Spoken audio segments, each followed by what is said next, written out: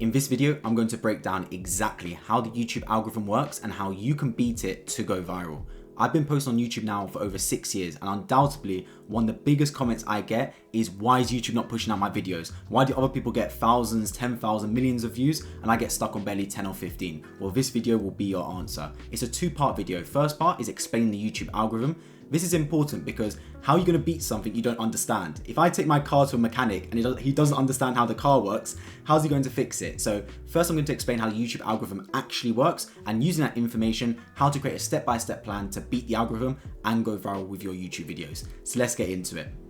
So I'm going to show two videos, both from my page because I don't want to offend any other content creators out there. Why did one video I post only get 400 views, but another video I post get 245,000 views? Well, this is all to do with the algorithm and how the algorithm perceives my content. And it's all about, in particular, this word, supply and demand. All YouTube is a massive game of supply and demand. That is literally it. There is an audience and you are trying to magnetize that audience to your content. The audience is out there. YouTube caters to consumers, not to creators. They've got their pool of people that watch content. You're now just trying to pluck out those people that watch videos and get them to watch your content rather than other people on the internet, because everyone's only got 24 hours in their day. There's only so much time they can spend watching content. So one of the biggest issues you probably get is you're making videos on content that is either too saturated or there's not enough demand. So let's look at this video, for example, I posted 2 months ago on my main channel that got over 100,000 views.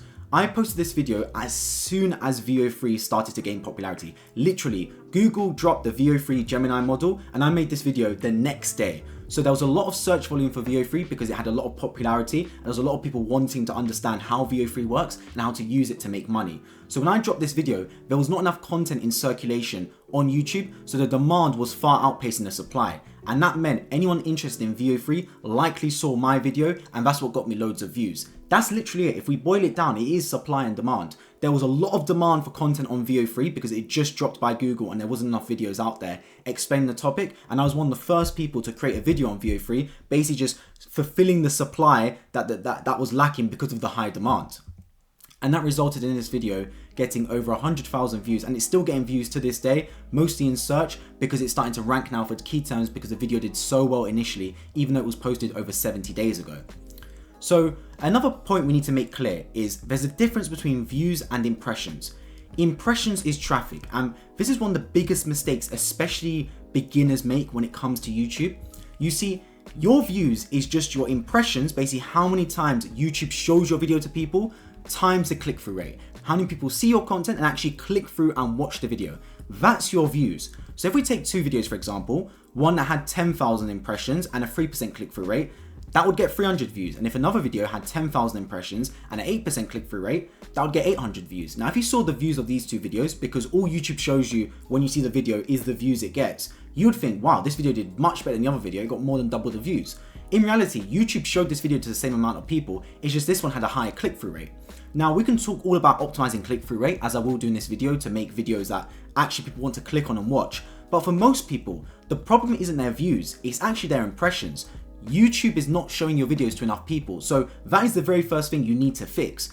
It's all good saying I want to get my views up, but your problem is most likely YouTube just isn't showing your content to enough people. And once you fix how much content is being shown out, once you fix the fact that YouTube will be pushing your content out to more people, then we can talk about how to optimize your videos to turn those impressions into views by increasing the click-through rate, average view duration, etc. So the first problem we need to fix comes with the impressions, as that is what's going to detail every single part following this video on how to actually go viral. So how can you get impressions on YouTube? Well, there's three main ways. Browse features. This is when you first open the YouTube app or the YouTube desktop website, what appears on screen. Now, recently what YouTube have done, and you may have noticed this, they've made these videos even bigger. Before, there used to be like 4 or 5 videos per row. Now there's only 3 videos per row. So YouTube are making it more glaring and obvious what videos are front and center. Now, the reason I have cult following in brackets here is because the videos that come up here are usually ones that you really enjoy watching. And that's what YouTube's going to show you first, because they want to show the best videos. So as soon as you open the app, you're going down a rabbit hole of just watching content on repeat, because the more content you watch, the more ads you get shown, the more money in YouTube's pocket. From a business standpoint, it all starts to make sense now. So if you look at my YouTube, for example, you get an insight into the stuff I enjoy. Obviously, I enjoy football. I watch videos about the YouTube algorithm because I make content on it myself. I need to keep up with the competitors, a bit of music, etc. a match that just finished yesterday. So you can see my interest. As soon as I open the YouTube app, YouTube is catering content towards my interest. So the reason I have cult following here is because if people really, really like your content, YouTube will show it to them as soon as they open the app, because this has to be their cult videos. They love to watch this content. This has to be the strongest performing videos, because those are the ones that's going to keep someone on the app. If I open my YouTube app and I saw a video on makeup, a video on hair tutorials, a video on cricket, I would close the app. I'm thinking, what's this? I don't care about any of those topics. So you've got to make sure that when you create content, it appeals to your cult following, because that's how it's going to appear on the browse features tab. Next comes suggested videos. Now this is when you click on a video, on the right hand side, YouTube suggests some videos to watch next. Also, when the video finishes, you'll see like a few of them pop up in like a hash, like a row. Now these videos tend to appear for you if you have a high trust score. Trust score is a term you've probably heard YouTubers talk about, and different people in the mentorship guru space when it comes to YouTube. All it means is YouTube trusts your channel more, so they push it out to more people. So if you tend to have a lot of views from suggested, that's actually a good sign that YouTube trusts your channel and wants to push your videos out. So when someone finishes a video, they want to show your video next. And then comes YouTube search. Now, this is the easiest to get onto if you basically just outpace supply with your demand. And for example, if I search this term, how to make viral VO3 videos with AI automation, my video, yours truly, comes up first in the search term. So that is why that video continues to get views, as I showed you slightly earlier in this video. And the easiest way to spot supply and demand is literally with just vidIQ. I'll leave a link to it in the description. So they have a volume and competition score. Volume shows how much is being searched. Demand. Competition shows how many videos already exist on YouTube. Supply. You want a high volume, low competition, and you'll have the best possible video. Now it's 53 out of 100. When I dropped this video 2 months ago, it was 90 out of 100. It was a super high volume, super low competition topic. So if you just search enough terms around your niche and you find ones with a high demand, low supply score, aka high volume, low competition, you know you're going to get views in search, because a lot of people are searching it, but there's not enough videos out there on YouTube to cater to that demand. So these three are the main ways you're going to get impressions with your videos. There's also external, end screen card clicks, subscription feeds, notifications, other ways as well. But to be honest, don't focus on these five. You want to focus mainly on these three. If you nail your videos in these three parts, you're going to get a lot of impressions, and importantly, turn those impressions into views. One of the biggest mistakes people make when it comes to the algorithm is they think it's YouTube's job to push their video out to the right people. They think they are the center of the YouTube universe. So I make a video, I click upload, okay YouTube, now push it out to the right audience. In reality, it's the other way around. YouTube has their audience. They want to find videos that cater to that audience, right? So the way you need to look at it is as if YouTube has their group of consumers. That is who pays the money. Creators don't pay YouTube, consumers pay YouTube. They're the ones that consume the ads through the content, and then that puts money in YouTube's pocket. So when you create pieces of content, they're matching it to the audience. If I'm an audience member that likes football, YouTube is trying to find football channels that I like as a football fan. So it's going to try and match videos to my audience, to my interests. So when you make a video, you need to think, does the topic appeal to that audience? Is there an interest in it? And is it a video that they would click on? Don't think from a standpoint of, will my video get pushed out by YouTube? Think from a standpoint is, if I'm a fan of that content and it comes up on my feed, would I click that video? Because if you are, that means you're appealing to the audience, which is a green flag for that audience to see more of your content. And YouTube also works on an ICP model. Think of it like a metapixel, right? When you do a metapixel, the more evidence your pixel gets of who likes your product or who likes your ads, the more it pushes to that sort of demographic. Now let's apply that back to YouTube. If YouTube finds that 25-year-olds in the USA, males, love your content, they start pushing out to more 25-year-old males in the USA. Because if that ICP likes it, chances are if you're also the same age, same region, same gender, they're going to like your channel and your videos too. So always make sure you create content around your ICP and make videos they would enjoy, because although it won't happen instantly, over time YouTube will know the type of person that likes your content and push out to more of those type of people, which means you'll really build a cult following in that demographic. So whenever you post a video, really ask yourself these three questions. Does this appeal to my CCN viewers? By C, I mean core casual new viewers. Would my core audience like this? Would casual people that see the video go, you know what, I want to watch that too? And would new viewers go, you know what, I've never seen this guy before, but that video is so interesting, I want to click on it. Secondly, does demand outpace supply? If you're making a video and you've never been watched on YouTube before about, I don't know, 5 side hustles to do, chances are it's probably not going to get many views. Why? Because that's been done so often now. Like, there's so much supply for it, and the demand is not there as much. Now, if a topic is super high in demand, like there's still videos going out about how to make your first $10,000 a month online, because demand is just so high for it. Even with high supply, you can outpace it. So between the two, demand is always more important than supply. But the best case scenario, if you can find a topic where the demand is so high and the supply is so low, you're onto a winner. And then the third thing, does this fulfill your long, medium, and short-term outcomes? What do I mean by this? If I saw a viral topic on how to go viral, or how to make money with horse racing, and that's super viral, I would not post about it. Why? Because although in the short term I'd get loads of views for it, it would bring the wrong caliber of audience to my channel, and I don't intend on making horse racing videos. So long term and medium term, I'm just going to bring the wrong ICP to my audience. And like I said before, YouTube works similar to a metapixel. So if that audience watches my content, YouTube thinks more of those sort of people are going to like my content also. And that's going to cause a ripple effect where there's going to be a disconnect now between the new content I produce and the content YouTube thinks my audience is going to enjoy, which is completely different. So make sure you do want to go viral. Short term, that is amazing, but also make sure it fits into your medium and long term outcomes about creating content around your niche and what you actually want to do with YouTube, which most likely is to build a personal brand and to build a business channel around the sort of audience that is going to get you views and make you money through monetizing that audience, right?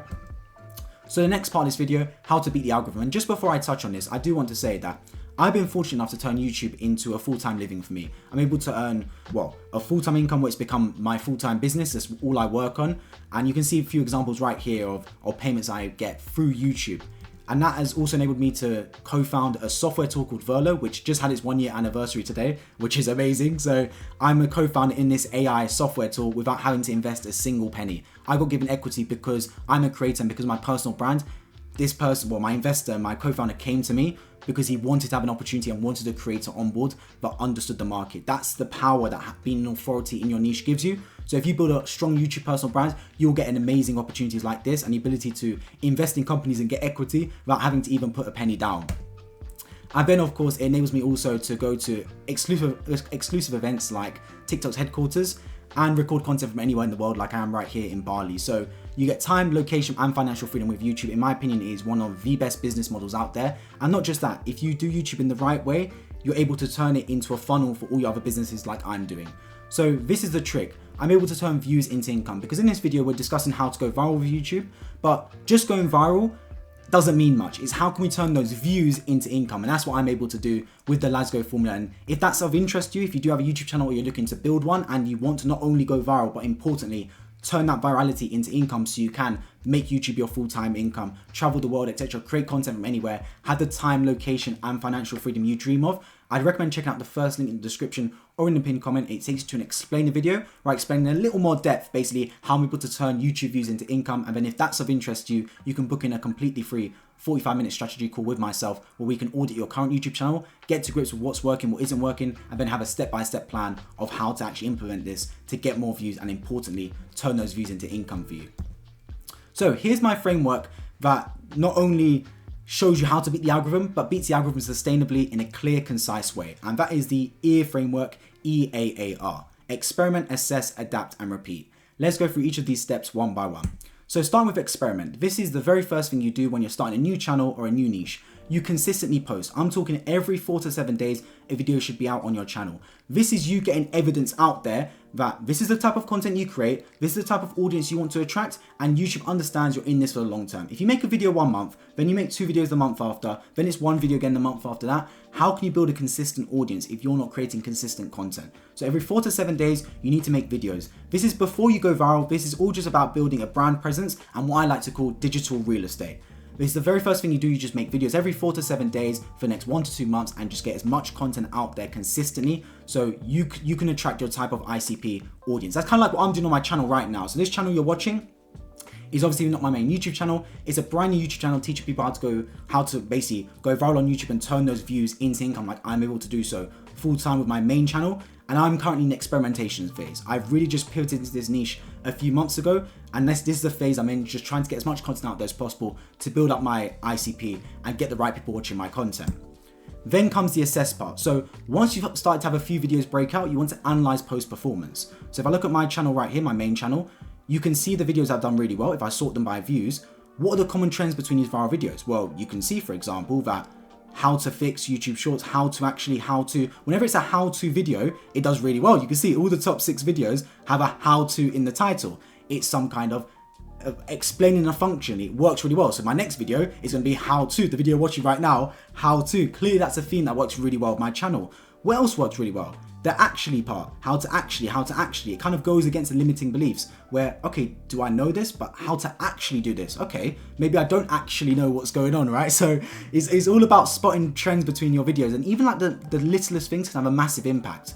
And this is a continuous part. So just because we're on the second part of the EAAR framework doesn't mean you just stop at assess and that's it. You're continuously doing this every time you post, and every single time you get some breakout videos. Why was it a breakout video? Let's assess.